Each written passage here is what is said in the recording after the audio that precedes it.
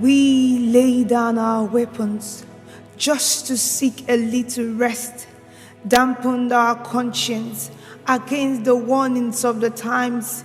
We thought we could put a pause on today's fight when we saw the enemy withdrawing in fright and bargained tomorrow's victory with our adversary. While men slept, the enemy locked in the darkness, plunged into our camp, twisted our victory, disrupted our strategy. Our slumber became our undoing. At the break of dawn, the ruins were laid before our eyes, systems against systems, nations against nations, religion against religion. People became rebellious against the Creator.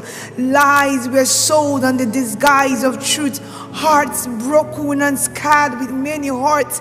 Damaged people disguising as masterpiece. Yet peace is an enemy to the soul. Death and sickness gaining the spotlight, health available only by wealth. And I asked myself, what happens to healing if wealth is unable to give health? The truth became a wish we had, concealed behind lips bound by sin. Oh, how has the mighty fallen? These are the days that people grow weary, cast down by the cares of life, their hearts hardened against believing in the God that giveth life, reluctant to take dominion, bound by the slavery of sin, excusing themselves from carrying the cross, seeking rest in the middle of a war, but wishing to wake up to a victory. These are also the days of His power, the manifestations of the sons of God, co-laborers of an eternal destiny, joint heirs with Christ. So I say this to the body of Christ: awake to a new dawn. Let those who propagate the truth keep standing firm, unshaken by the darkness that rule the hearts of men. It is not a time to quit. It is not a time to rest. It is not a time to lay down our weapons in surrender. It is not a time to cry victim. This is war.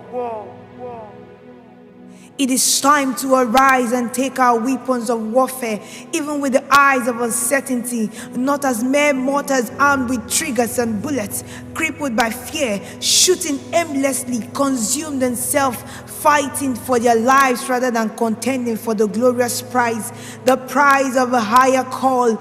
We are not called to anxiety but certainty, governed by faith, our guarantee and warranty, the substance of things hoped for, the evidence of things not seen. We are not ordinary, though men we were.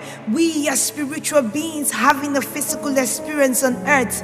So arm yourselves with the sword of the Spirit and cast off fear, putting on your full gear to serve the enemy terror in his territory. Let the kingdom of darkness recount our victory as their darkest timeline. On our lips will the gospel be preached. From our voices will the nations be reached. On our shoulders will government be upon. On this rock will the church be set upon. On our hands will healings be made manifest. On our knees will power be put to test. Out of our bellies will flow rivers of living water. With birthings and groanings and travails shall revival burst into our age and time. A restoration that will ignite a righteous culture. And through us will peace be experienced in every household. Awake, awake, stay vigilant. Awake, this is not a tale in time, but the time to tell our tale, the tale of our fashion in compassion, the tale of our passion to turn many to light, our passion for people to prosper and not perish, for bringing many sons to glory. And in the midst of wondering, how can these things be? Let your heart be endued with power and might by the Spirit of God. So open your eyes to the strength that lies within you, eyes to the mark for the prize of the high calling. Awake from the dust and the lust of the cares around you. Rise from the fall to the call of glory. So arise. It is time to go. It is time to sow. It is time to let the nations know. No retreat, no surrender, for we are the sons of God. I am Honor. the poet.